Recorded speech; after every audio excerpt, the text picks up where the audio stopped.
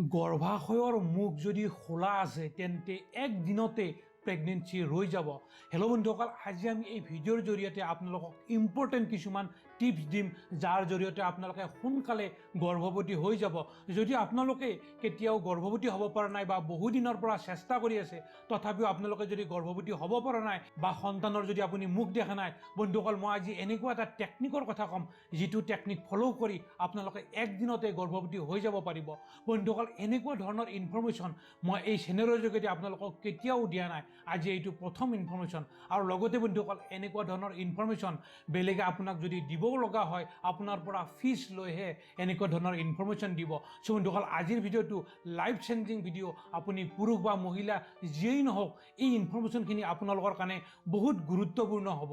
বন্ধুসকল, মোলৈ বহুতো মহিলাই বহুদিনৰ পৰা প্ৰশ্ন কৰি আছে, ছাৰ কোনটো দিনত, মাহৰ কোনটো দিনত ৰিলেশ্যন ৰাখিলে প্ৰেগনেন্সি হৈ যাব বা অভুলেশ্যন মোৰ কেতিয়া হ'ব, কেনেকৈ মই গম পাম, এনেকুৱা ধৰণৰ বিভিন্ন ধৰণৰ প্ৰশ্ন মোলৈ বহুতেই কৰি আছে। আৰু বন্ধুসকল, এই অভুলেশ্যন কেনেকৈ আমি ধৰা পেলাব পাৰোঁ বা কেনেকৈ টেষ্ট কৰিব পাৰোঁ, ইয়াৰ ওপৰত মোৰ প্ৰায় 3টামান ভিডিঅ' আছে।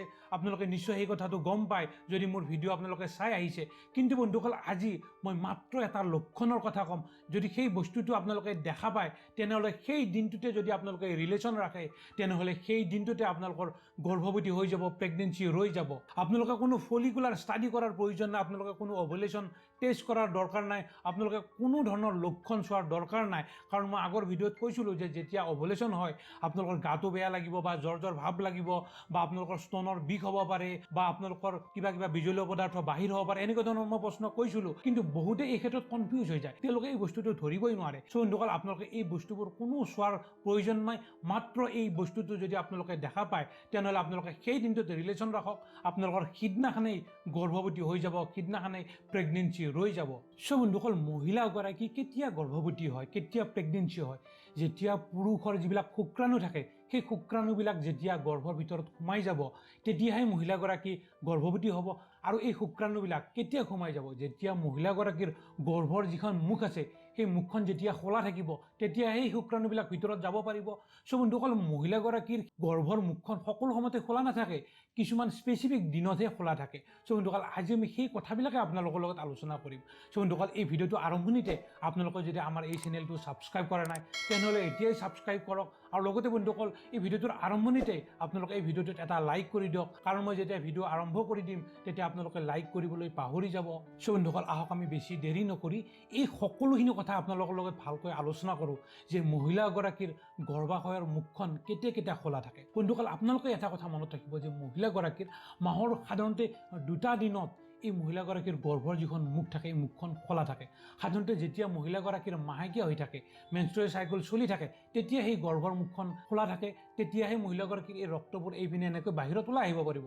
মুখখন যেতিয়া খোলা থাকে তেতিয়াহে আহিব পাৰিব। আৰু লগতে মহিলাগৰাকীৰ যেতিয়া অভুলেশ্যন হয় তেতিয়া মহিলাগৰাকীৰ কি হয়, সেই গৰ্ভৰ মুখখন খোলা থাকে। চ' বন্ধুসকল, এইকেইটা দিন আমি ধুনীয়াকৈ ট্ৰেক কৰিব পাৰোঁ। চ' বন্ধুসকল, মই আপোনালোকক ক'লোঁ যে মাহেকীয়া সময়ত ইয়াৰ মুখখন খোলা থাকে আৰু অভুলেশ্যনৰ সময়ত মুখখন খোলা থাকে। গতিকে মাহেকীয়া সময়ত যিহেতু খোলা থাকে, গতিকে মাহেকীয়া সময়ত যদি ৰিলেশ্যনত মানুহ এজনে থাকে তেনেহ'লে গৰ্ভৱতী নিশ্চয় হ'ব।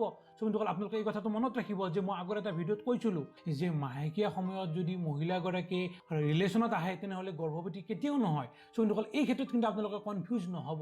মই সেই কথাটো কৈছিলোঁ যে এগৰাকী মহিলাৰ যদি মাহেকীয়া চক্ৰটো 28 দিন বা তাতকৈ বেছি হয় তেতিয়াহে কিন্তু মাহেকীয়া হৈ থকা সময়ত তেওঁ যদি ৰিলেশ্যনলৈ আহে তেনেহ'লে তেওঁৰ গৰ্ভৱতী হোৱাৰ চান্স নাথাকে।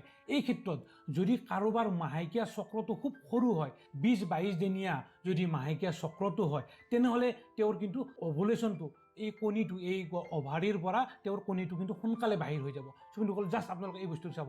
ছাপ'জ মহিলাগৰাকীৰ 20 দিনৰ মূৰে তেওঁৰ মাহেকীয়া হয়, গতিকে 20ৰ পৰা যদি আমি 17 বিয়োগ কৰি দিওঁ কেনেকৈ থাকিব? 3 দিন থাকিব।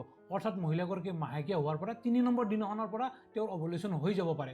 গতিকে এই ক্ষেত্ৰত কিন্তু মহিলাগৰাকী মাহেকীয়া হৈ থাকিলেও প্ৰেগনেন্সি হৈ যাব। আৰু ইয়াৰ লগতে যদি 22 দিনৰ কথা ভাবোঁ, কাৰোবাৰ যদি 22 দিনৰ মূৰে হয় তেনেহ'লে 22ৰ পৰা 17 বিয়োগ কৰি দিলে কি হ'ব? 5 নম্বৰ দিনাখনৰ পৰা তেওঁৰ অভুলেশ্যন ষ্টাৰ্ট হৈ যাব। গতিকে মাহেকীয়া হৈ থাকোঁতে কিন্তু তেওঁ যদি কাৰোবাৰ লগত সম্পৰ্ক কৰে তেওঁ গৰ্ভৱতী হৈ যাব, যদিহে তেওঁৰ মাহেকীয়া চাইকেলটো শ্বৰ্ট হয়, খুব কম হয়।